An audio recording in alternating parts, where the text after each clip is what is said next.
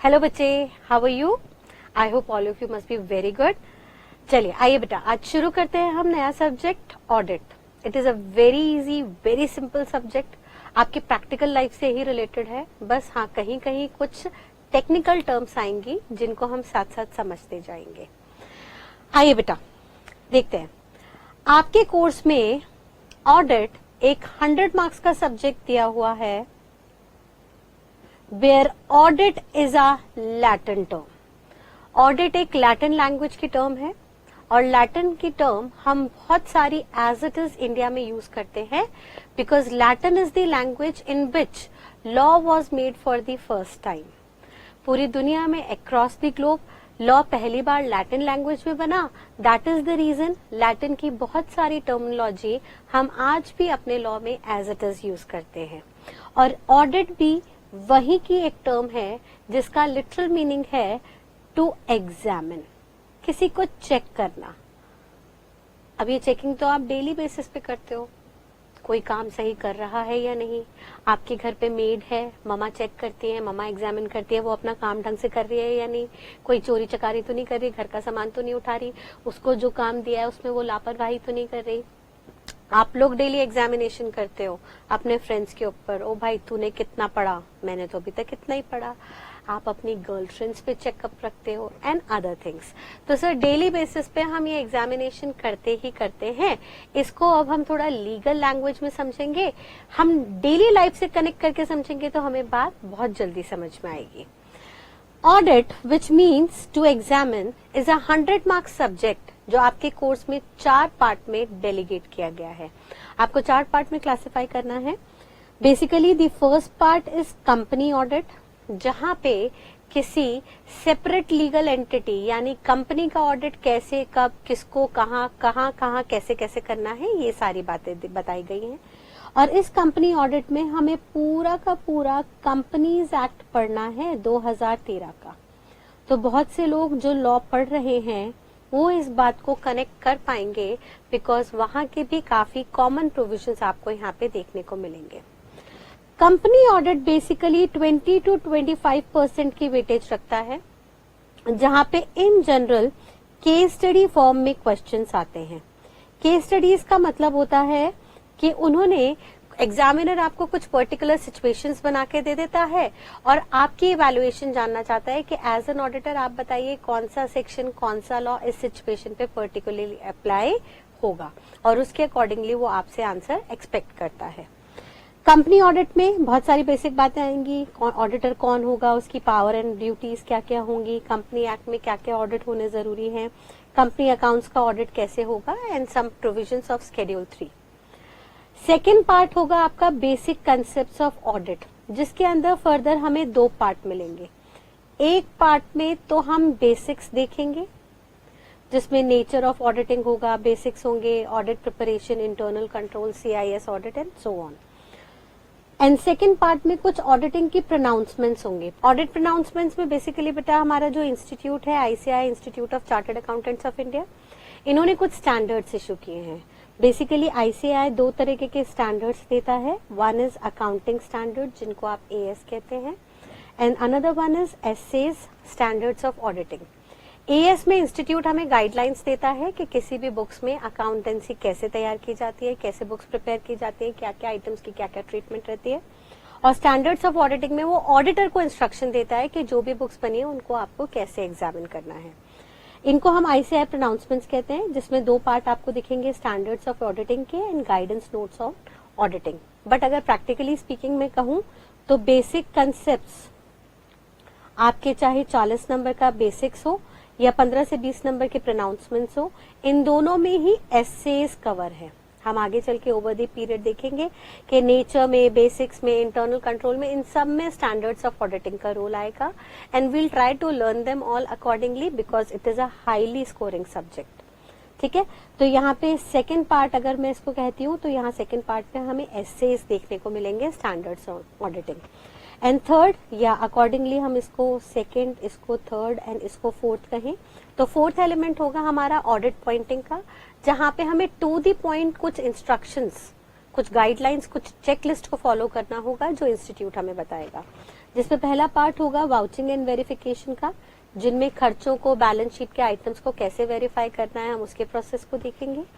Second part होगा specialised audit का, जिसमें हम कुछ स्पेशल नेचर की ऑर्गेनाइजेशंस देखेंगे like hospitals, cinema theatres, colleges, schools etcetera, जिनका ऑडिट किस तरह से किया जाए उसके लिए हमें कुछ पॉइंटिंग करनी होगी।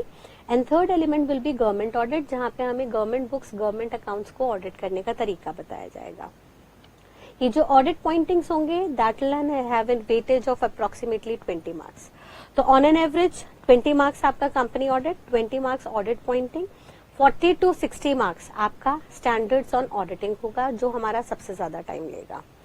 टुडे बेटा we'll start up with companies audit. आज हम कंपनी ऑडिट से शुरू करेंगे। आइएगा देखते हैं कंपनी ऑडिट क्या होता है।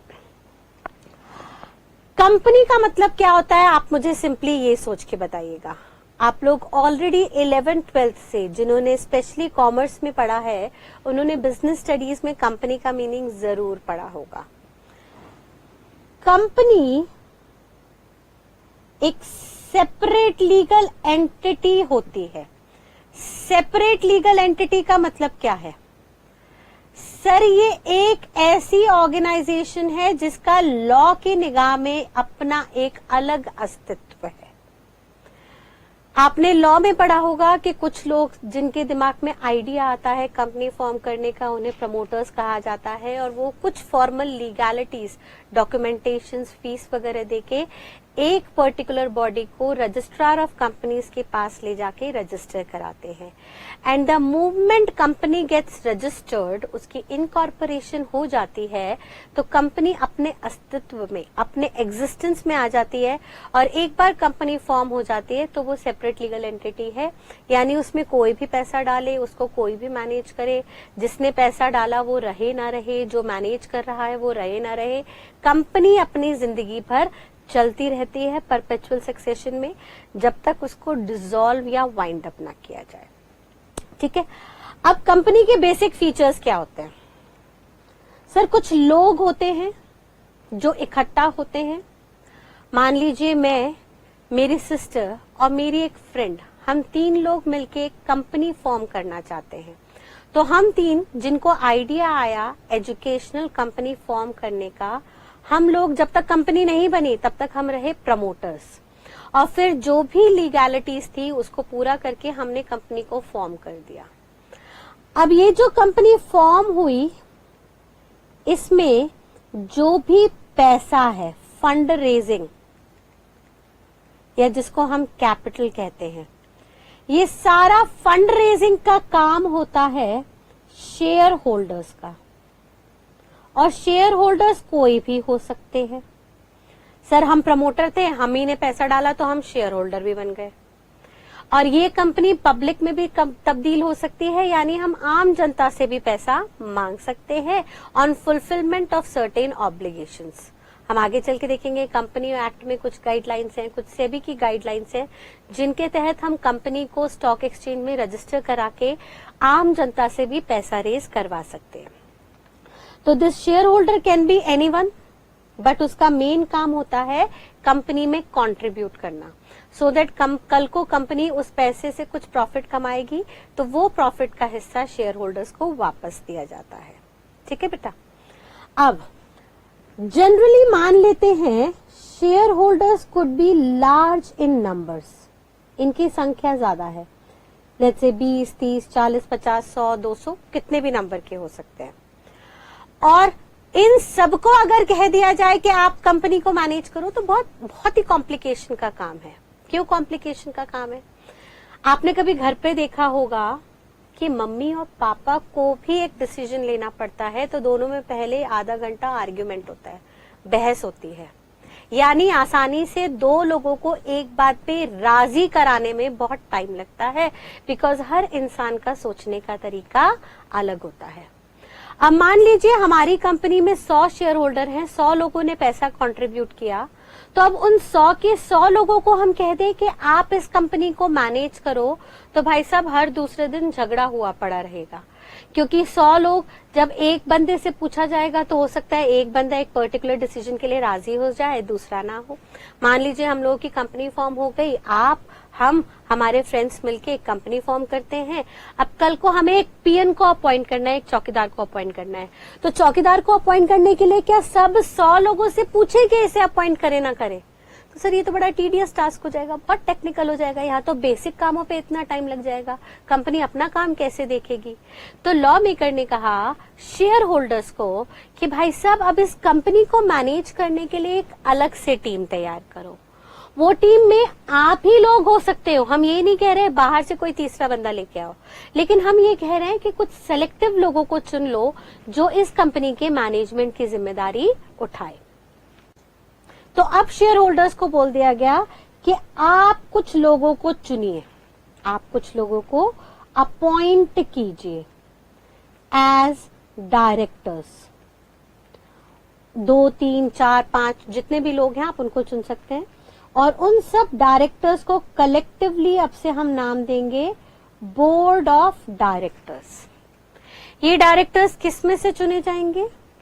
दे can be appointed among share holders, इनमें से भी कुछ लोग हो सकते हैं। ठीक है, मान लीजिए मैक्सिमम जिन्होंने शेयर्स खरीदे हैं, जैसे हमने कंपनी फॉर्म की उसमें 51% शेयर्स मेरे हैं, मेरा सबसे ज्यादा पैसा लगा है, तो भाई प्रैक्टिकली स्पीकिंग जिसका सबसे ज्यादा पैसा लगा है वो सबसे ज्यादा सिंसियरली काम करेगा बिजनेस में। भाई सोचने वाली बात है, मान लीजिए हम सबने मिलकर एक कंपनी फॉर्म की, आप भी उसमें हो शेयर होल्डर, लेकिन आपने खाली 1% कंट्रीब्यूट किया, मैंने 51% कंट्रीब्यूट किया, तो बताइए आपकी जिम्मेदारी कंपनी में ज्यादा होगी या मेरी? ऑब्वियसली मुझे पता है कि मेरा बहुत सारा पैसा लगा है, कल को कंपनी कोई भी ऐसा गलत डिसीजन ना ले कि ये पैसा डूब जाए, लॉस में कन्वर्ट हो, तो मैं ज्यादा रिस्पॉन्सिबल रहूंगी। देयरफॉर जनरली शेयर होल्डिंग के बेसिस पे शेयर होल्डर्स में से ही कुछ लोगों को डायरेक्टर चुन लिया जाता है। और हम आगे चल के देखेंगे कंपनी एक्ट ने कुछ इंडिपेंडेंट डायरेक्टर्स की भी कंडीशन डाली है, सो दैट बायस्ड डिसीजन ना ले। बायस्ड मतलब क्या होता है बेटा? मान लीजिए खाली मैं हूँ डायरेक्टर और मेरे हस्बैंड हैं, उनका भी 30% का शेयर होल्डिंग है, मैं मेरे हस्बैंड मेन डायरेक्टर हैं, तो हम तो अपनी डाइनिंग टेबल पे रात को बैठे बैठे कोई भी ऐसा डिसीजन ले सकते हैं जिसके चलते हमारा पर्सनल फायदा हो other than other share holders. तो लॉ मेकर कहता है कि सर डायरेक्टर्स भी जो हैं जिनका पैसा लगा है वो तो डायरेक्टर्स रहेंगे ही रहेंगे, लेकिन यहाँ पे कुछ बाहर से भी आपको इंडिपेंडेंट डायरेक्टर बैठाने पड़ेंगे बोर्ड में, सो दैट शेयर होल्डर जो डायरेक्टर है वो अपने पर्सनल फायदे के बेस पे डिसीजन ना ले। बिकॉज कंपनी एक ऐसी जगह है जहाँ पे बहुत सारे लोगों का पैसा लगा है, including creditors, including unsecured suppliers जिन्होंने हमें उधार पे माल बेचा है। तो सर यहाँ पे डिसीजन मेकिंग सिर्फ शेयर होल्डर्स ही नहीं लेंगे, यहाँ पे इंडिपेंडेंट डायरेक्टर्स को भी बैठाया जाएगा। एंड हूसोएवर यानी एक थर्ड पार्टी भी रहेगी in the name of independent person, और फिर इनको चुन के, इन दोनों को चुन के बोर्ड बैठाया जाएगा, और फिर बोर्ड इस कंपनी के डे टू डे अफेयर्स को मैनेज करेगा। यानी मैनेजमेंट की जिम्मेदारी किसकी रहेगी? बोर्ड ऑफ डायरेक्टर्स की। बोर्ड ऑफ डायरेक्टर्स उस पैसे को मैनेज करेंगे जो शेयर होल्डर्स ने कंट्रीब्यूट किया। अब मान लो शेयर होल्डर्स हैं 100 और बोर्ड ऑफ डायरेक्टर्स हैं 8, तो इन 8 लोगों की जिम्मेदारी होगी कि 100 लोगों द्वारा लगाए हुए पैसे को मैनेज करें। ठीक है, चलिए यहां तक की तो बात मैम समझ में आती है, बट इसके आगे क्या दिक्कत है? दिक्कत देखिएगा, लिमिटेड डायरेक्टर्स साल भर में कंपनी के पैसे को खर्च करते हैं और उस खर्चे से कुछ कमाई क्रिएट करते हैं। यानी इस पैसे से डायरेक्टर्स बिजनेस रन करते हैं, और जो भी बिजनेस रन करते हैं उसको डायरेक्टर्स को शो करना पड़ता है इन दी बुक्स ऑफ अकाउंट्स। कंपनी की प्रॉपर बुक्स ऑफ अकाउंट्स बनती हैं उन बुक्स ऑफ अकाउंट्स में बोर्ड ऑफ डायरेक्टर्स को लिख के बताना पड़ता है कि शेयर होल्डर्स द्वारा, सारे शेयर होल्डर्स द्वारा कंट्रीब्यूटेड पैसा उन्होंने कहां कहां कब कब कैसे कैसे खर्च किया। अब ये जो बुक्स ऑफ अकाउंट्स हैं, इन बुक्स ऑफ अकाउंट्स में मेनली 4 एलिमेंट्स आते हैं।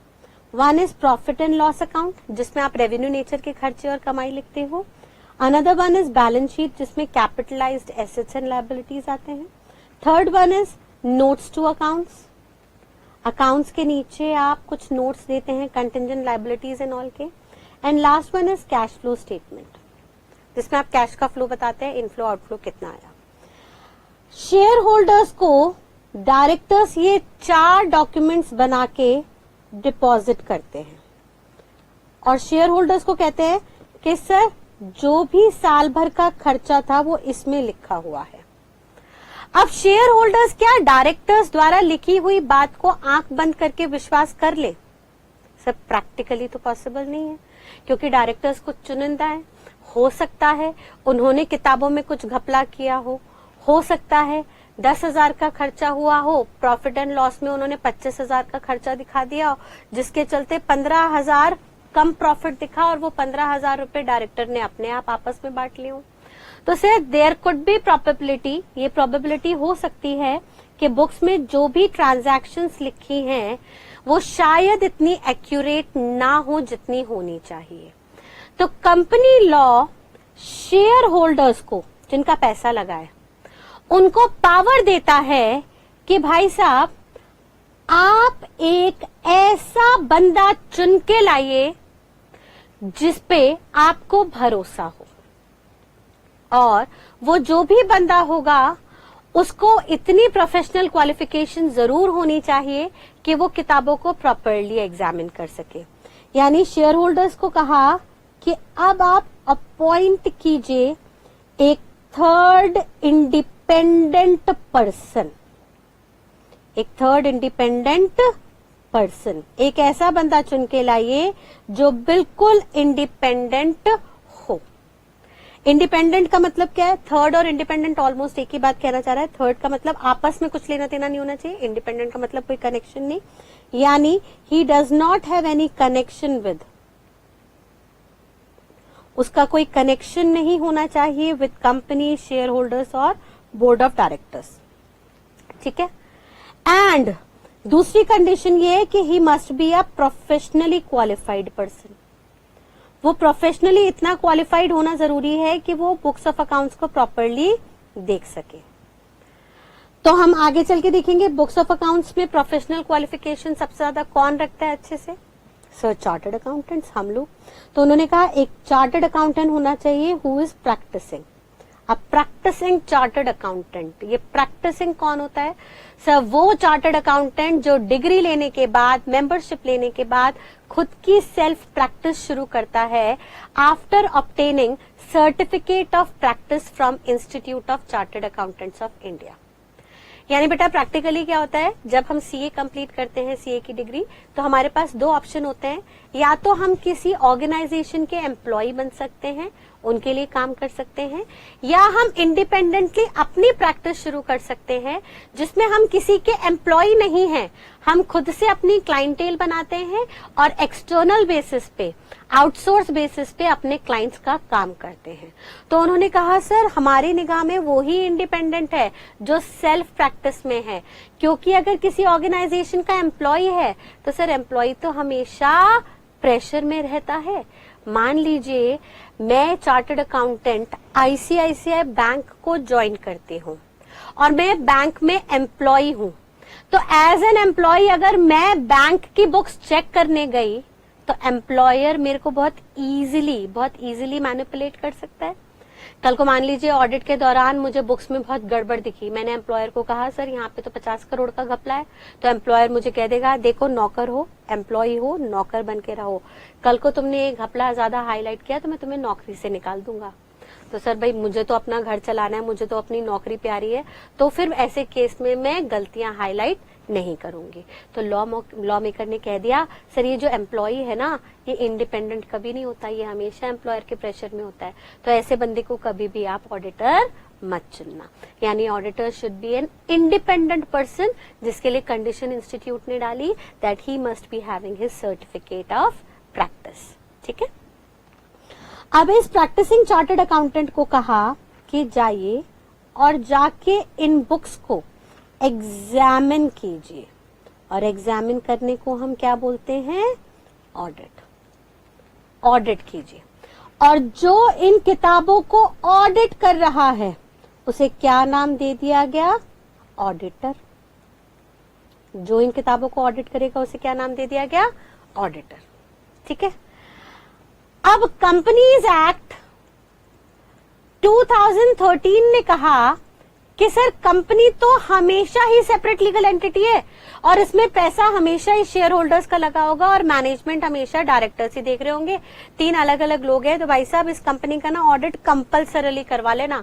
यानी इस कंपनी की किताब जो डायरेक्टर्स ने बनाई और पैसा शेयर होल्डर का था, इन किताबों को 100% हर साल आपको एग्जामिन करना ही पड़ेगा। यानी कंपनीज एक्ट ने कंपनी के ऑडिट को कंपल्सरी कर दिया। उन्होंने कहा हर कंपनी का ऑडिट होना कंपल्सरी है, और anything which is compulsory under law becomes statutory. कोई भी ऐसी चीज जो लॉ के तहत कंपल्सरी है वो क्या बन जाएगी? स्टैच्यूटरी। देयरफॉर आज से कंपनी के ऑडिट को हम स्टैच्यूटरी ऑडिट एंड कंपनी के ऑडिटर को हम स्टैच्यूटरी ऑडिटर का नाम दे देंगे। ठीक है, कंपनी के ऑडिट को आपसे हम क्या बुलाएंगे? Statutory audit, because this is an audit which is compulsory under companies act and the person auditing such books is known as statutory auditor. और स्टैच्यूटरी का लिटरल मीनिंग क्या होता है? Anything which is compulsory under law. और company का audit होना किसने compulsory किया? कंपनीज एक्ट 2013 ने। भाई सिंपल सी बात है, क्यों कंपल्सरी किया?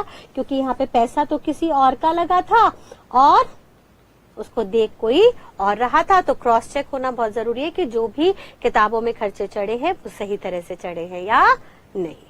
ठीक है बेटा, अब स्टैच्यूटरी ऑडिटर आया और स्टैच्यूटरी ऑडिटर को किसने चुना? शेयर होल्डर्स ने चुना।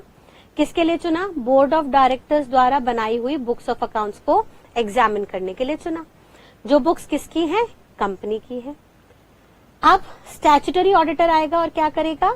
ऑडिट करेगा, एग्जामिन करेगा, देखेगा कि जो भी बुक्स में एंट्री हुई है वो एंट्री बिल्कुल सही है या नहीं। एंड आफ्टर एग्जामिनेशन, एग्जामिनेशन के बाद रिपोर्ट करेगा। किसको रिपोर्ट करेगा? सोच के बताइए। After examination, after auditing, reported to share holders. Share holders को रिपोर्ट कर देगा कि हाँ भाई जो भी उसको फाइंडिंग्स मिली कि सब कुछ सही है, तो वो शेयर होल्डर को कह देगा हाँ जी सर बुक्स बिल्कुल सही है। या अगर बुक्स में कोई कमियां मिली, कोई गलतियां मिली, तो वो शेयर होल्डर्स को वो गलतियां बता देगा, so that accordingly share holders director से वो गलतियां सही करवाए। और अगर शेयर होल्डर्स को लगता है कि डायरेक्टर्स किताबों में गड़बड़ कर रहे हैं, तो share holders can change the directors also. ठीक है बेटा, यहां तक की बात एकदम क्लियर? चलिए दिमाग में बिठाइएगा एक बार इन सारे स्टेप्स को। सबसे पहले कंपनी कौन सी जगह थी? एक सेपरेट लीगल एंटिटी थी जिसमें पैसा कौन दे रहा था? Share holders. और शेयर होल्डर्स ने अपॉइंट किए डायरेक्टर्स, और वो डायरेक्टर्स आके कैपिटल को मैनेज कर रहे थे। मैनेज करने के साथ साथ उन्होंने सारी मैनेजमेंट बुक्स में शो की। जो बुक्स में शो की गई मैनेजमेंट, उसको शेयर होल्डर्स ऑडिटर द्वारा अब चेक करवाएंगे। ऑडिटर का अपॉइंटमेंट भी शेयर होल्डर्स ही करेंगे क्योंकि उन्हीं का पैसा लगा है, तो वो एक इंडिपेंडेंट ईमानदार व्यक्ति चुन के लाएंगे। और फिर शेयर होल्डर्स आके ऑडिट करेगा, किताबों को देखेगा सब कुछ सही है या नहीं, एंड अकॉर्डिंगली लास्टली वो शेयर होल्डर्स को रिपोर्ट कर देगा इसके बारे में। ठीक है बेटा, so this is the basic concept about companies audit. इस सिचुएशन को, इस पूरे ऑडिट के प्रोसेस को अब हम धीरे धीरे आगे बढ़ाते हैं। सबसे पहले हम देखते हैं कि ये शेयर होल्डर्स किस बंदे को एज एन ऑडिटर चुन के लाएंगे। ठीक है, so let's start with the concept. सबसे पहले हम कंसेप्ट शुरू करने जा रहे हैं। स्टैच्यूटरी ऑडिटर कौन है, उसकी एलिजिबिलिटी क्या है, उसकी क्वालिफिकेशंस एंड डिसक्वालिफिकेशंस क्या है। ठीक है बेटा, so let's see all those things. सबसे पहले चेक करते हैं कंपनीज एक्ट 2013 का चैप्टर 10 ऑडिट एंड ऑडिटर्स की बात करता है, जिसमें सेक्शन है section 141, very important section. Section 141 हमें एलिजिबिलिटी बताएगा, qualifications and disqualifications of auditor बताएगा, जिसमें सबसे पहले एलिजिबिलिटी में उन्होंने कहा कि he must be a chartered accountant. कौन होना चाहिए auditor? He must be a chartered accountant having a certificate of practice. यानी सर्टिफिकेट ऑफ प्रैक्टिस का मतलब क्या है? सीए की डिग्री लेने के बाद, ट्रेनिंग आर्टिकलशिप खत्म होने के बाद, इंस्टीट्यूट को आप अप्लाई करेंगे मेंबरशिप लेने के बाद कि सर हमें खुद की प्रैक्टिस करनी है, we don't want to be under any employment. जब आपको institute after verification certificate of practice दे देगा, उसके बाद you are eligible to conduct audit of any company. ठीक है, अब इसमें उन्होंने कहा जो भी है auditor, he can be an individual. वो या तो एक इंडिविजुअल हो सकता है या एक पार्टनरशिप फर्म हो सकता है, including LLP, limited liability partnership firm भी हो सकती है। ठीक है, ऐसा क्यों बोला सर? ऐसा इसलिए बोला बिकॉज जनरली एक पार्टनरशिप फर्म या इंडिविजुअल की अनलिमिटेड लायबिलिटी रहती है। अनलिमिटेड लायबिलिटी का मतलब है यहां पे लायबिलिटी गिनी चुनी नहीं होगी तो चांसेस ऑफ मैनिपुलेशन कम होगी। पैरेलली इसी बात को डिस्क्वालिफिकेशन में दिया गया। डिस्क्वालिफिकेशन सेक्शन 141 सबसेक्शन 3 में दी गई है, जिसमें वो कहता है a body corporate is disqualified to be an auditor. ऐसा क्यों बोला, इस बात को जरा समझिएगा। देखते हैं, लॉ मेकर कहता है सर मान लीजिए एक कंपनी जिसके अंदर 5 शेयर होल्डर्स हैं और पांचों के पांचों चार्टर्ड अकाउंटेंट्स हैं हैविंग सर्टिफिकेट ऑफ प्रैक्टिस, लेकिन ये तो सिर्फ शेयर होल्डर्स है ना, और कंपनी तो सेपरेट लीगल एंटिटी है। अब मान लीजिए share holders limited by capital है, यानी हर एक की लायबिलिटी है 1-1 लाख रुपए तक की। उनकी लायबिलिटी, हर शेयर होल्डर की लायबिलिटी कितनी है? 1-1 लाख रुपए कंपनी में कंट्रीब्यूट करना। अब कल को ये कंपनी किसी दूसरी कंपनी, लेट्स से ये है कंपनी एक्स जिसमें सारे share holder CA with COP है, ये कंपनी एक्स कंपनी वाई की ऑडिट करने जाती है और वहां ऑडिटिंग के दौरान ऑडिटर डायरेक्टर्स के साथ मिली भगत कर लेते हैं। इसको हम कहते हैं कॉल्यूजन करना, मिली भगत करना। मिली भगत मतलब डायरेक्टर्स की उन्होंने कुछ गलती ढूंढ के निकाली, ऑडिटर्स ने करीब 50 करोड़ की गलती ढूंढ के निकाली, डायरेक्टर्स ने ऑडिटर्स को कहा सर 50 में से 10 करोड़ आप रख लीजिए और ये बात किसी को मत बताना, बाकी 40 करोड़ हमारे। ऐसी मिलीभगत हो गई। ऑडिटर्स ने डायरेक्टर्स का साथ दिया और शेयर होल्डर्स को बेवकूफ बनाया। मीटिंग में आगे चल के रिपोर्ट में शेयर होल्डर्स को कहा गया कि सर सब कुछ सही है, लेकिन शेयर होल्डर्स के पैसे से जो 50 करोड़ का प्रॉफिट मिला था वो शेयर होल्डर्स को ना मिलके डायरेक्टर्स और ऑडिटर्स ने आपस में बांट लिया। कल को चेकिंग में उनकी ये मिली भगत पकड़ी गई, फाउंड हुई, जिसमें 5 शेयर होल्डर्स ने 10 करोड़ बांट लिए थे आपस में, यानी हर एक शेयर होल्डर के पास, एक शेयर होल्डर ने 2-2 करोड़ का प्रॉफिट कमा लिया। अब कंपनी वाई के शेयर होल्डर्स ने केस फाइल किया कंपनी एक्स पे कि ये ऑडिटर ने हमें धोखा दिया है और हमारे पैसों का मिसयूज किया है, मिस एप्रोप्रिएशन किया है। तो केस किस पे फाइल हुआ? कंपनी पे, और कंपनी तो सेपरेट लीगल एंटिटी है, लेकिन कंपनी एक आर्टिफिशियल पर्सन भी है, कंपनी खुद तो ऑडिट करने जा नहीं सकती, तो कंपनी के बिहाफ पे कंपनी के शेयर होल्डर्स ने ऑडिट किया।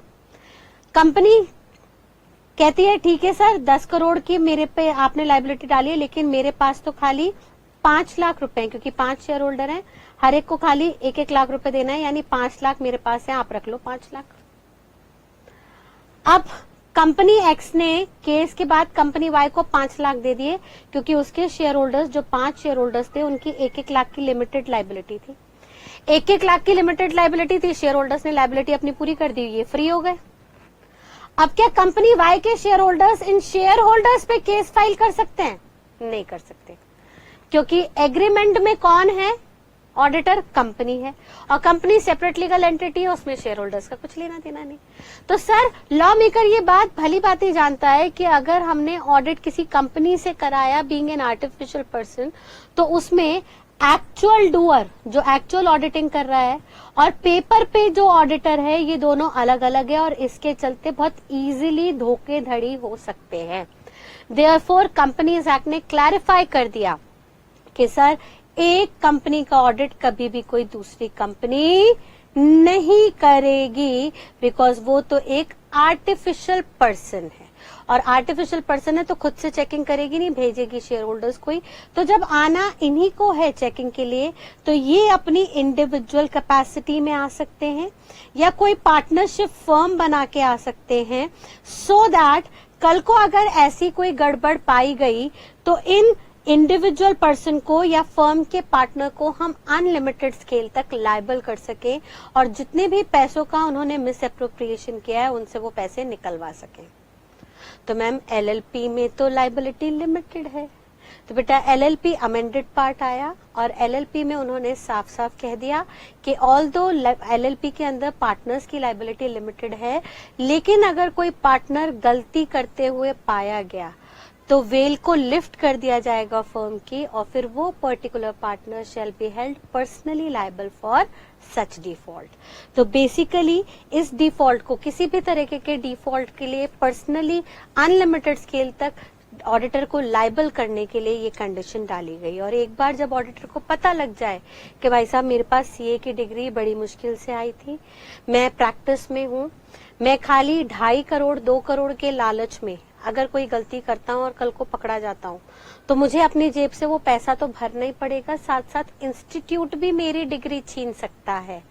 तो ऐसे डर के चलते ऑडिटर जनरली गलती करने की कोशिश नहीं करेगा। हम आगे चल के धीरे धीरे देखेंगे।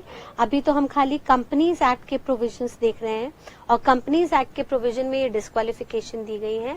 ऑल्दो ओवर दी क्लासेस हम आगे चल के देखेंगे institute of chartered accountants of India ने भी कुछ कंडीशंस डाली हैं, और कुछ कोड ऑफ कंडक्ट, कुछ एथिक्स, प्रोफेशनल एथिक्स बताए गए हैं, जिसके चलते अगर कोई भी ऑडिटर कुछ गलती ज्यादा सीवियर नेचर की करता हुआ पाया गया तो उसकी डिग्री तक छीनी जा सकती है, उसे इंस्टीट्यूट से ब्लैकलिस्ट तक किया जा सकता है। ठीक है बेटा। सो उन्होंने क्या कहा, सबसे पहले a CA having a certificate of practice can be an auditor in either in the individual capacity or in the form of partnership firm including LLP. If majority, अब मान लीजिए एक पार्टनरशिप फर्म है, LLP है, और उस firm में 8 partners हैं, तो वो कह रहा है 8 में से majority of the partners must be CA having a certificate of practice to practice in India. Majority का मतलब क्या है, 8 में से 4 आधे हो गए, बट उससे ज्यादा होने चाहिए। तो अब बंदा आधा तो कट नहीं सकता, तो यानी 8 में से 5 लोग कम से कम सीए होने चाहिए, और उनके पास सर्टिफिकेट ऑफ प्रैक्टिस होना चाहिए टू प्रैक्टिस इन इंडिया। ध्यान रखिएगा नेक्स्ट एलिमेंट, उन्होंने क्या बोला, कहाँ की प्रैक्टिसिंग सर्टिफिकेट होना चाहिए, इंडिया का। अगर ये तीनों कंडीशन सेटिस्फाई होंगी तो हम उस बंदे को as a statutory auditor company में अपॉइंट कर सकते हैं। और जनरली कौन अपॉइंट करेगा इन्हें, शेयर होल्डर्स, जिनका पैसा यहाँ पे लगा हुआ है। ऑल्दो अभी हम आगे चल के देखेंगे कुछ और लोग भी अपॉइंटमेंट कर सकेंगे। आगे वो कहता है, only a CA partner shall be authorised to act or sign on behalf of the firm.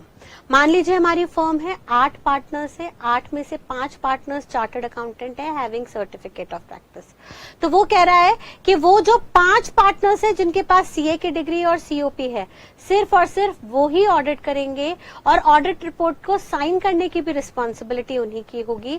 वो बाकी 3 पार्टनर्स जिनके पास डिग्री नहीं है या सर्टिफिकेट नहीं है प्रैक्टिस का इंडिया में, वो लोग ना तो ऑडिट करेंगे ना साइन करेंगे, लेकिन कल को अगर फर्म के ऊपर कोई केस चला, कोई धोखाधड़ी, कोई कॉल्यूजन का डिस्प्यूट आया, तो हम 8 के 8 पार्टनर्स को जिम्मेदार ठहराएंगे, क्योंकि पार्टनरशिप एक्ट कहती है for the act of one partner all the other partners shall be held liable. ठीक है। Firm can be normal partnership firm और एन LLP प्रोवाइडेड उस फर्म में मेजॉरिटी ऑफ द पार्टनर्स, ध्यान रखिएगा मेजॉरिटी की बात की गई है। पहले यहाँ पे ऑल पार्टनर्स हुआ करते थे, वो कहता था फर्म के सारे पार्टनर्स सीए होने चाहिए, बट वो बात अब उन्होंने अमेंड कर दी and now they are saying कि सब पार्टनर्स का सीए होना जरूरी नहीं है। अगर majority of the partners are CA and having a certificate of practice to practice in India, ये दोनों कंडीशन सेटिस्फाई करते हैं, then they can be eligible, they shall be eligible to be appointed as an auditor by the company। ठीक है। इसके आगे उन्होंने further section 141 subsection 3 में कुछ डिस्क्वालिफिकेशंस दी हैं, जिनको हम नेक्स्ट क्लास में देखेंगे। आज हम फर्स्ट क्लास है इसलिए छोटी सी रखेंगे। नाउ ऑनवर्ड्स जो नेक्स्ट सेशंस हुआ करेंगे वो आपके 1 आवर to 1.5 आवर के बीच में हुआ करेंगे।